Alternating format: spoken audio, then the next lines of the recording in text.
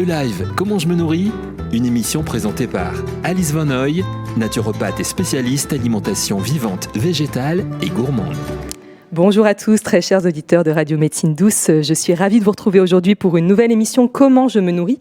Alors cette émission, elle parle de nutrition certes, mais aussi comment je me nourris sur tous les plans de mon être.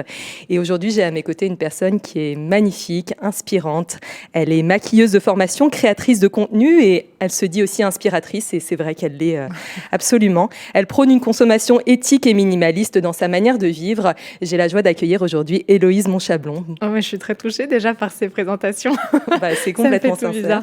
Bizarre. Merci beaucoup. Merci d'être là, Héloïse. Alors, on se retrouve ici, on s'est retrouvés à Koh Phangan en Thaïlande, donc c'était assez drôle de se croiser sur cette île paradisiaque. Et c'est vrai que tu es une femme, déjà tu rayonnes, tu as vraiment à tout niveau, tu dégages quelque chose de magnifique. Et c'est surtout que tu as, dans ton quotidien, tu inspires vraiment les gens sur ta manière de vivre.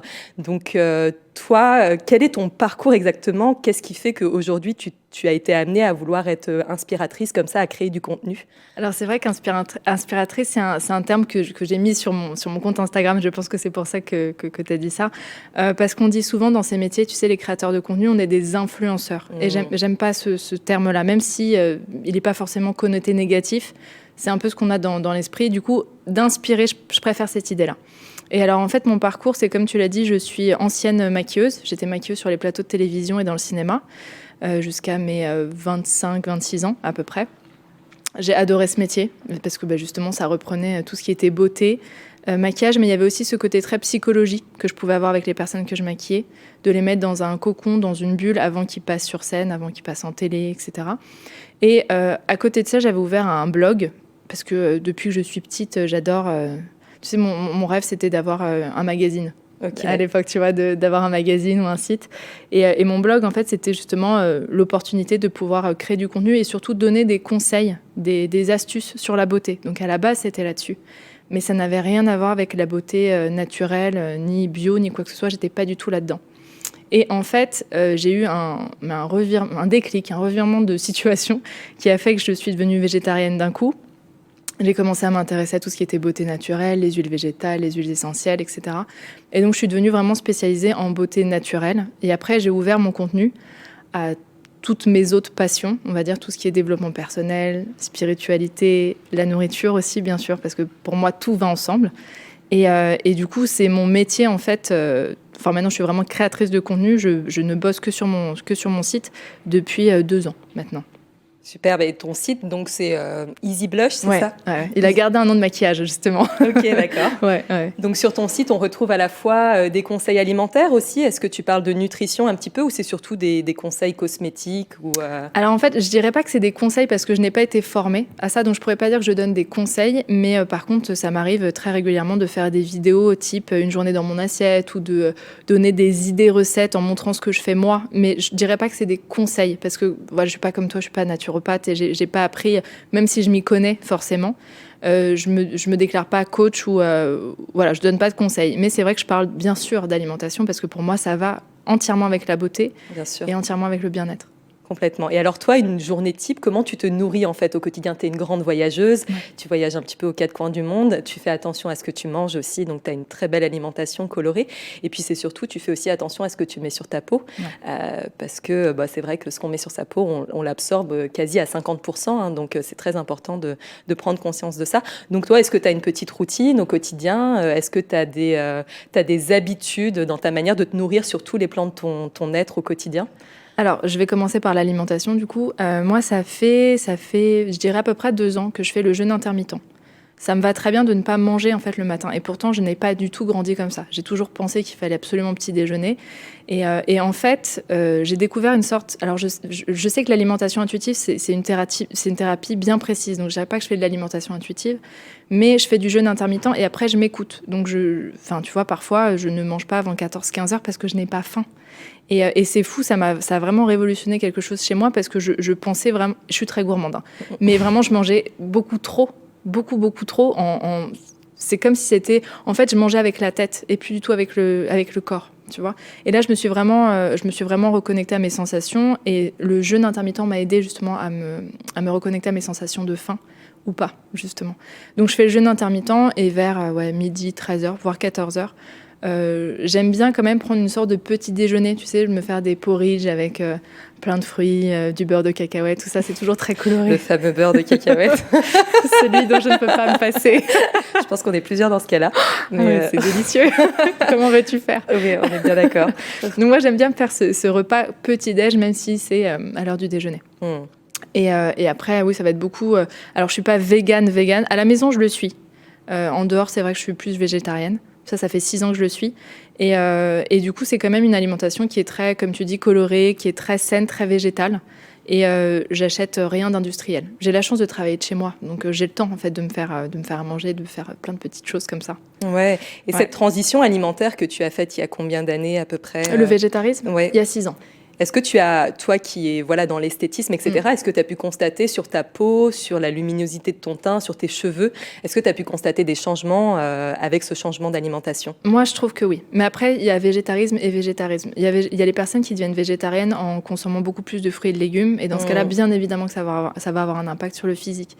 Mais les personnes qui deviennent véganes juste pour des raisons animales, par exemple, ils vont parfois continuer à consommer énormément de produits industriels. Et dans ce cas-là, ça n'aura aucun intérêt au niveau de la peau ni des cheveux. Donc, c'est pas tant le véganisme ni le végétarisme. Je pense que c'est le fait de mettre beaucoup d'aliments vivants, vivants, exactement. Oui, c'est vrai, je te rejoins tout à fait. On voit des gens qui font des transitions alimentaires, mais qui n'ont pas non plus des connaissances en termes d'équilibre alimentaire, etc., et qui vont se diriger vers des simili, par exemple, des simili de viande, de fromage, qui sont extrêmement gras. Ouais. Et quand on lit la liste des ingrédients, parfois on se dit waouh, on n'arrive même pas à prononcer le nom des ingrédients marqués sur l'emballage, donc on se dit mais qu'est-ce qu'on est en train d'ingérer? Limite, c'est vrai que ça peut paraître un petit peu extrême, mais il vaudrait peut-être mieux manger un bout de poisson dans ces cas-là que de manger un ingrédient un aliment qui est complètement transformé et qui contient des ingrédients dont on n'arrive même pas à prononcer le nom. Exactement. Donc c'est vrai que c'est trouver le bon équilibre et en effet de mettre du vivant, du cru, le moins transformé possible, et puis surtout de manger en belle conscience aussi. C'est ça le plus important. Bien sûr. Alors après tous ces aliments, comme tu dis, transformés, ça m'arrive de temps en temps d'en consommer, tu vois. Oui, bien sûr. Mais effectivement, il faut pas l'incorporer à une alimentation quotidienne. Et justement, les gens, parfois, en ne connaissant pas les principes même de l'alimentation saine, vont reporter leur ancien mode d'alimentation avec une alimentation végane, en voulant remplacer, comme tu dis. Alors, il y a toute une nouvelle façon de penser, en fait, quand on devient végane. C'est ça que j'ai adoré. C'est que je redécouvrais un nouveau monde, des nouveaux aliments que j'avais jamais cuisinés, enfin, des nouvelles recettes, c'était assez extra. Donc ça, c'était concernant l'alimentation. Maintenant, concernant la beauté, alors, il y a aussi tout ce qui est nutrition, tu sais, c'est ce qu'on disait avant, la nutrition de l'âme. Oui, bien sûr. Ce qui est primordial en soi. Ouais. Bah oui, pour moi, tu vois, c'est pour ça, à la base, j'étais vachement dans le maquillage et la beauté, mais pour moi, tout est tellement lié. Donc déjà, tout ce qui est beauté, donc c'est vrai que je n'utilise que des produits bio et naturels, et principalement des produits bruts. Alors, ça m'arrive d'utiliser des crèmes déjà toutes faites, etc., mais j'adore le contact des huiles végétales, des huiles essentielles, de l'aloe vera. Et en fait, on peut faire des merveilles avec ces ingrédients qui sont des miracles de la nature. On peut vraiment soigner des choses extraordinaires. Enfin, c'est vraiment génial. Et donc, moi, j'utilise des huiles. J'ai créé il n'y a pas longtemps, justement, une marque avec mon nom, Héloïse. Je ne me suis pas pris la tête. Magnifique. Et avec un mélange d'huile, justement, et d'huile essentielle, qui s'appelle la Lumineuse. Et moi, j'utilise ce soin qui me convient très bien en soin matin, en soin soir. Je mets un peu d'aloe vera et c'est tout. Tu vois, j'aime bien revenir à ce minimalisme. Ouais, cette simplicité, en fait, de se rendre compte que c'est vrai que quand on nourrit notre peau, c'est aussi qu'est-ce qu'on met à l'intérieur de nous, hein, parce que comme on le disait tout à l'heure, ce qu'on met sur notre peau, ça passe aussi directement par la voie sanguine, etc. Enfin, ça va tout de suite être ingéré aussi par notre corps. Ouais. Donc c'est vrai qu'il y a cette fameuse phrase, ne mets pas sur ta peau ce que tu n'ingérerais pas toi-même. Exactement. Donc quand on voit les crèmes parfois qui sont gorgées, pareil, d'ingrédients dont on ne connaît pas la provenance et dont on ne connaît même pas la substance, en fait. Oui, ça fait peur. Hein. C'est de prendre conscience de ça, de se dire que vraiment notre peau, c'est un émonctoire et que c'est important d'être conscient que ce qu'on met dessus, ça va être ingéré par notre organisme. Bien sûr. Ça nous fait vraiment revoir aussi la manière de nous maquiller, de prendre soin de nous au quotidien. Et c'est vrai que les huiles en elles-mêmes, les huiles les plus simples, les plus pures, avec des propriétés bien spécifiques pour chacune, sont d'excellentes nourricières de la peau. Et qu'on n'a pas forcément besoin d'avoir des synergies ultra complexes avec 72 ingrédients, principes actifs. Les choses très simples peuvent être aussi très, très nourrissantes. Bien sûr. Et là, on en revient exactement à la même discussion qu'on avait sur l'alimentation. C'est exactement pareil. Tu vois, les gens... j'étais la première à consommer toutes les pires marques, les marques les plus chimiques en beauté. Et du coup, après, je me suis tournée vers des marques extrêmement complexes en bio. Mais c'est à peu près la même chose que le simili, en fait, en alimentation. Tu pourrais juste revenir à des huiles très simples ou à des produits très simples et ça suffirait largement. Tu n'as pas besoin de prendre une crème qui contient 45 actifs parce que ce n'est pas nécessaire. Donc, il y en a qui auront besoin de passer par cette étape pour la transition. Et c'est très bien qu'il y ait des marques naturelles et bio qui existent. Mais je pense que la plupart des gens auraient une peau canon juste avec de l'aloe vera, de l'huile, des trucs mais basiques de chez basiques. Une belle alimentation et une belle pensée aussi. Oui, parce que tout est lié. La peau, on dit que c'est issu du même feuillet embryonnaire que le système nerveux. Donc c'est vrai que notre peau, c'est le premier contact qu'on a avec l'extérieur. Donc ça vient parler de beaucoup de choses en soi. Les problématiques de peau, cutanées et tout ça, ça vient parler non pas seulement de ce qu'on met dessus ou de ce qu'on ingère, mais aussi de tout ce qui se passe intérieurement au niveau psychosomatique. Donc qu'est-ce qu'il y a dans cette merveilleuse huile lumineuse? Parce que là, on a tous envie de savoir. Écoute, il y a un mélange, il y a très peu d'ingrédients en fait. Il y a un mélange de 4 huiles végétales. C'est jojoba, argan, avocat et bouriti. J'ai voulu mettre de l'huile de bouriti parce que c'est une huile qui a une couleur un peu or, qui colore légèrement la peau, qui donne un côté un petit peu bronzé, bonne mine, on va dire. Et il y a des huiles essentielles, il y en a 3. Il y a l'huile essentielle de Neroli, qui est une merveille, mais une merveille déjà en termes d'odeur. C'est un peu une huile qui sent la fleur d'oranger et qui a surtout un impact sur le moral. C'est vraiment une huile qui détend, qui recentre, qui aide à s'endormir facilement et qui met de bonne humeur. C'est vraiment une huile magique pour ça. Et dans cette huile, il y a aussi également l'huile de géranium, l'huile essentielle de géranium et l'huile essentielle de lavande, qui ont des super propriétés pour la peau. C'est tout. Et de la vitamine E. C'est tout. J'ai vraiment voulu faire le soin le plus minimaliste. Alors, il n'est pas très local, mon soin, mon huile. C'est le problème. Il a voyagé aux 4 coins du monde comme toi, en fait. Il est imprégné de tous tes voyages. C'est vrai. Mais ça serait, pour un prochain produit, j'aimerais faire quelque chose d'un peu plus local, justement pour éviter d'aller chercher des huiles un peu partout. Mais ces huiles-là, c'est des merveilles. Et j'utilise aussi ce soin sur les cheveux, sur le corps. Tu vois, c'est un soin qui peut être utilisé pour plein de choses. Mais alors, cette huile de bouriti, parce que moi, c'est la première fois que j'entends ce nom. Qu'est-ce que c'est un arbre? C'est une plante? Alors, écoute, il me semble que c'est les... Oh là là, je vais dire des bêtises. Dire des bêtises. Bon, on va faire une petite recherche. Exactement, mais ça vient d'Amazonie. C'est très sympa comme petit nom. Comment tu as sourcé toutes ces matières premières pour réaliser ton huile? Écoute, alors heureusement, je me suis aidée de certaines personnes, de pros, parce que j'aurais pas pu tout faire toute seule. Mais je voulais en tout cas que tout soit de bonne qualité, le plus fair trade possible, bio. En tout cas, ça c'est évident.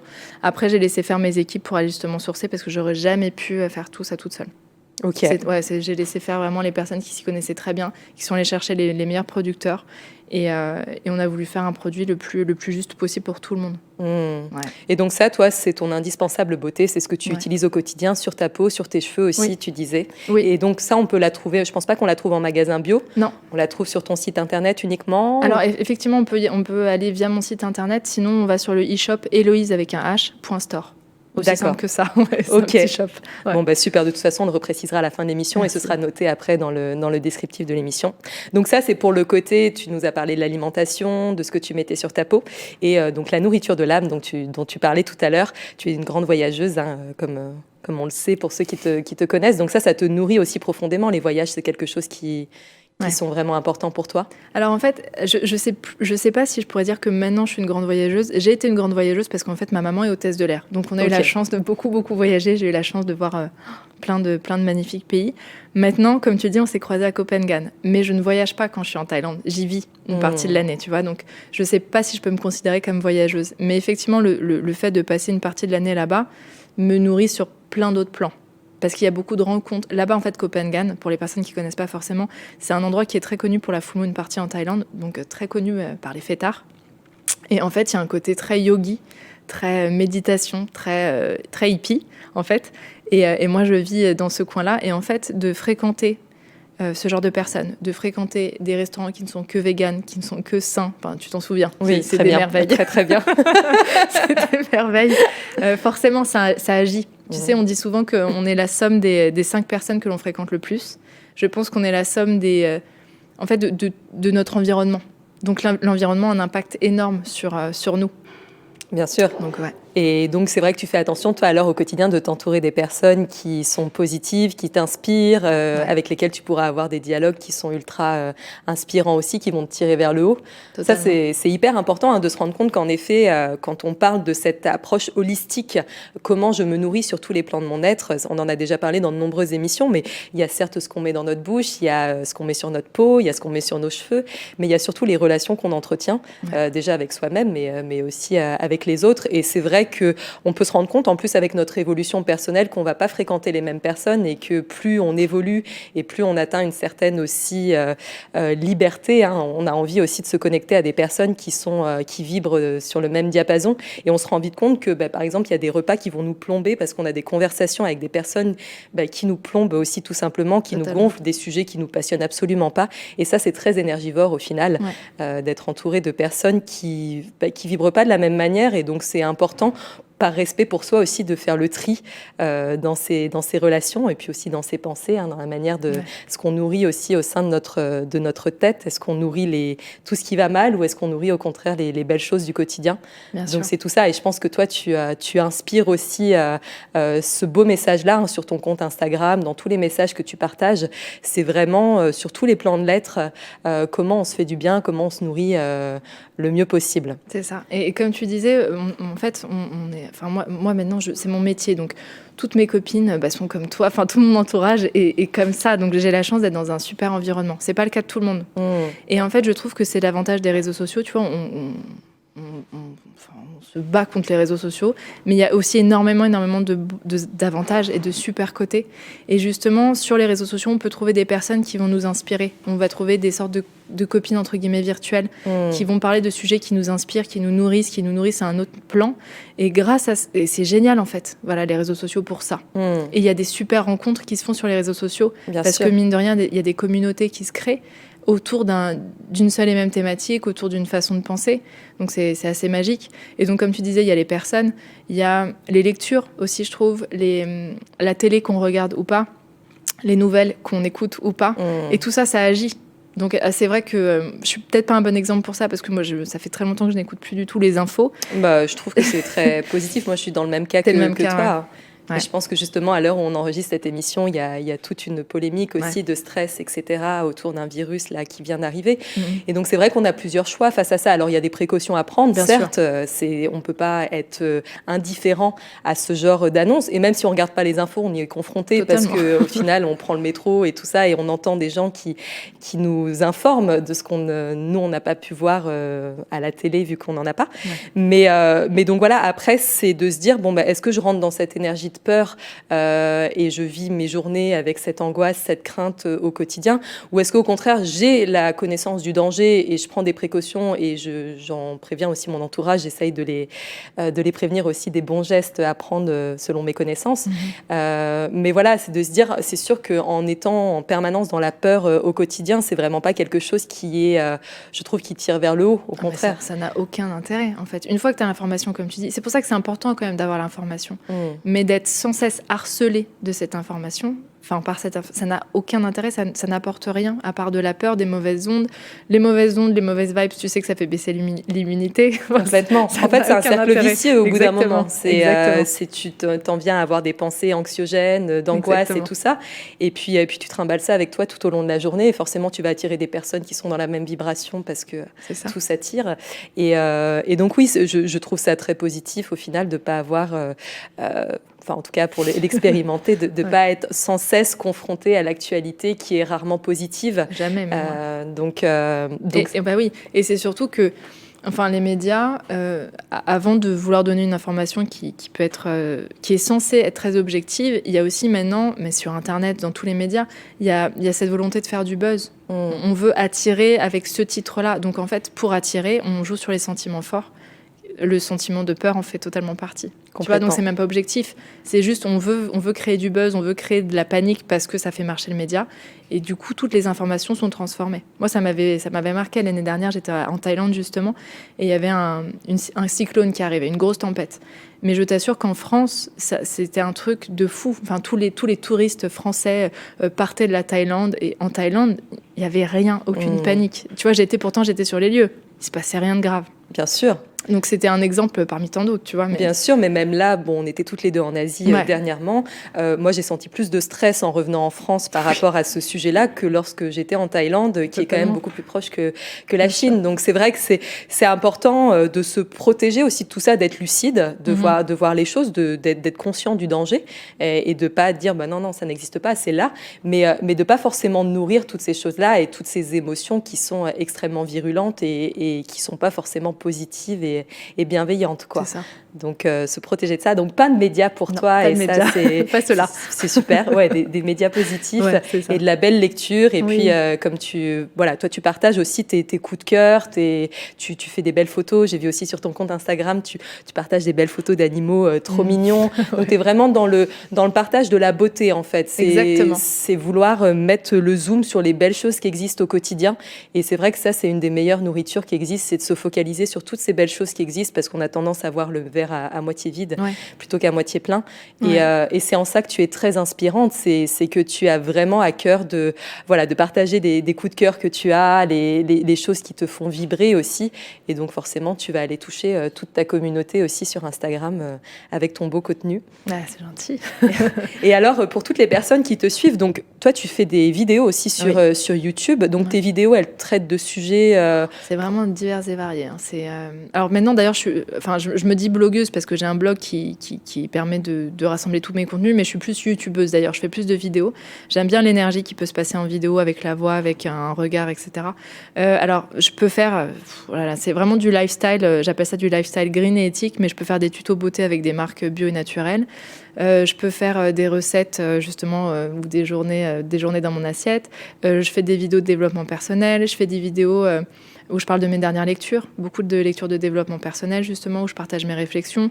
Donc c'est vraiment un contenu très très très varié. J'aime bien parler de la vie quotidienne en fait, voilà, c'est ça. Et justement comme tu dis, c'est pour ça que bizarrement ce métier se rapproche de mon ancien métier de maquilleuse. En fait, c'est comme tu dis, c'est de mettre en beauté, mettre en valeur la vie, sans oublier qu'il y a des côtés moins reluisants, moins positifs, mais même ces côtés-là sont très nécessaires et peuvent être très beaux aussi.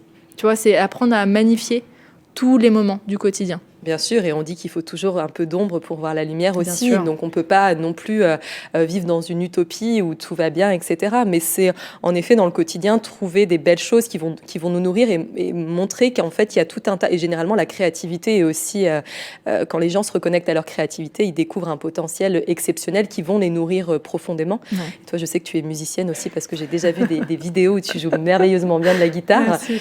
Donc ça aussi, c'est vraiment d'aider la personne aussi à voir qu'elle a un potentiel merveilleux et que souvent on a des croyances, des pensées limitantes qui nous empêchent de déployer tout notre potentiel et d'avoir des images inspirantes et bienveillantes, comme tu l'es, qui partagent des beaux messages et qui vont vraiment aussi donner des sources d'inspiration, vu que tu n'aimes pas le mot conseil, mais en tout cas partager leur manière de vivre. Et ça c'est hyper positif et c'est magnifique d'avoir des personnes comme toi qui partagent le beau en étant conscience aussi qu'il n'y a pas que du beau, mais en tout cas de mettre la lumière sur toutes les belles choses qui existent. C'est cool, je suis contente. Je suis contente que ça marche. Bah oui, non, c'est sûr. Et est-ce que toi, tu aurais, parce que bon, c'est vrai que tu parles beaucoup de beauté, vu que tu étais maquilleuse, etc. Est-ce que toi, tu as des conseils à donner, par exemple, aux personnes qui ont des problèmes avec leur peau, au-delà de la psychosomatique, qui fait que la peau vient parler de nombreuses choses en soi. Mais est-ce que tu as des conseils à donner pour les personnes, des petits gestes au quotidien pour prendre soin de leur peau, de leurs cheveux, de manière très simple et naturelle? Alors, je dirais déjà la première étape, ça serait de switcher vers des produits qui sont bio. C'est-à-dire, en fait, le label bio interdit certaines substances dans les produits, donc tout ce qui est silicone, tout ce qui est sulfate extrêmement irritant. Tout ça, en fait, agissent sur la peau, sur les cheveux. Donc déjà, de passer à des produits qui sont bio, qui sont naturels, déjà, il va y avoir une grosse différence sur la peau. Si les personnes ont envie de passer à des produits bruts, c'est peut-être même encore meilleur et c'est moins cher surtout d'utiliser des huiles, de l'aloe vera, des huiles essentielles. Alors les huiles essentielles, il faut bien se renseigner à chaque fois parce que c'est tellement puissant, c'est tellement magique. Il faut pas l'utiliser juste comme un petit parfum. Tu sais, j'en vois beaucoup utiliser ça comme du parfum. Et donc ça déjà, peut-être se renseigner aussi sur la technique du layering. C'est une technique japonaise qui consiste à prendre soin de sa peau tous les matins, tous les soirs, mais en 7 étapes. Ça paraît énorme comme ça, mais en fait, c'est qu'avec des produits naturels et ça va très vite. J'ai fait plusieurs vidéos sur le sujet. Mais en tout cas, se renseigner sur le layering, ça fait beaucoup, beaucoup de bien à la peau. Donc en fait, c'est différent. Il y a le démaquillage. Exactement. Il y a le démaquillage, le nettoyant. Ensuite, de se passer un tonique sur la peau, donc ça peut être une eau florale. Ensuite, le sérum, donc soit un sérum, soit du gel d'aloe vera. Ensuite, le côté hydratant, nourrissant, donc une crème ou de l'huile. Et enfin, un baume à lèvres. Wow. C'est les 7 étapes. Et en fait, ça va vite. C'est ce qu'on fait tous. Et avec des produits naturels, écoute, ça s'enchaîne très bien. Ça fait du bien, surtout. C'est un moment pour nous. Tu vois. Oui, et c'est vrai que parfois on peut mettre de l'aloe vera, on se dit mais ma peau est super sèche, il faudrait peut-être que je mette quelque chose par derrière. Donc il y a des étapes qui peuvent manquer parfois dans la nutrition de la peau. Oui, en fait c'est tenseur l'aloe vera. Donc c'est très bien en contour de l'œil parce que justement ça réveille un peu le regard et ça le tend.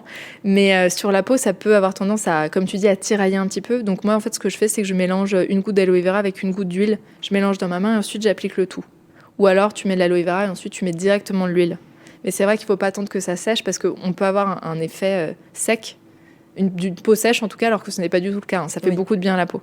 Donc ça, et pour avoir une jolie peau... Alors pour les cheveux aussi, je dirais bien sûr, une fois de plus, d'enlever tout ce qui est silicone dans les shampoings. Parce que en fait, ça donne un effet beaux cheveux. Mais c'est du maquillage. C'est clairement du maquillage. C'est juste des couches de plastique qui s'accumulent sur le cheveu. Donc ça le rend brillant. C'est très joli. Ça rend brillant, ça rend doux. Sauf que ça étouffe le cheveu et il meurt en fait au fur et à mesure. Et c'est très mauvais en termes de pollution en plus. Donc ça fait un peu bizarre au début quand il y a une transition capillaire parce qu'on découvre nos cheveux avec leur véritable nature et plus avec le maquillage. Mais à force, au bout de quelques mois, même de quelques semaines pour certaines personnes, on va retrouver des cheveux sains. Et donc de faire des bains d'huile aussi, par exemple avec des huiles végétales, de laisser poser 2 heures par exemple, des mélanges d'huile. Donc je pense à l'huile de coco qui peut être géniale pour la peau, pour la peau oui, et pour les cheveux, l'huile de jojoba qui peut être très bien, l'huile d'avocat, l'huile de nigel qui peut aussi aider, tu sais, sur les cuirs chevelu qui sont un peu irrités. Donc ça peut être vraiment très bien pour la peau aussi. L'huile de nigel, elle est assez miraculeuse. Donc en fait, de trouver les huiles et les huiles essentielles qui nous conviennent, de faire poser des bains d'huile, et ensuite, une fois de plus, d'arriver à comprendre que le moins est le mieux, en fait. Et il n'y a pas besoin d'enchaîner 45 000 produits sur les cheveux, en fait. Et surtout, là, j'ai parlé que de beauté, mais l'alimentation a un impact énorme sur la peau, énorme sur les cheveux. Bon, là, je pense que tu sauras encore plus en parler que moi, mais ça, c'est principal. Bien sûr, on est ce qu'on mange aussi, et c'est vrai qu'on est le reflet aussi quelque part de comment on se nourrit, mais à tout niveau, encore une fois. Et forcément, et on peut le voir dans certains événements de notre vie, notre peau va nous parler, nos cheveux aussi vont nous parler. Et il y a certaines personnes qui témoignent d'évolutions capillaires extraordinaires parce qu'elles ont réglé des choses dans leur vie aussi, ou des situations un peu complexes où la peau, elle va prendre le relais du système nerveux au final pour nous exprimer certaines choses qui vont pas, qu'on a à régler. Donc c'est sûr qu'en fait, il y a tout ce qu'on met, et c'est beau de rappeler qu'en fait, le plus simple est le mieux, parce que ça facilite grandement les choses. On sort de cette complexité à se dire, prendre soin de moi, c'est compliqué. Non, en fait, on peut obtenir des petits produits qui sont pas très onéreux, qui peuvent être produits aussi localement. Et puis voilà, il y a tout un tas de marques d'huile d'excellente qualité. Tout à fait. Et donc ça rend la chose aussi beaucoup moins complexe. Et puis voilà, de se dire que en fait, quand on nourrit sa peau et quand on se nourrit soi à l'intérieur, c'est un cercle vertueux. C'est d'arriver à créer ce beau cercle vertueux.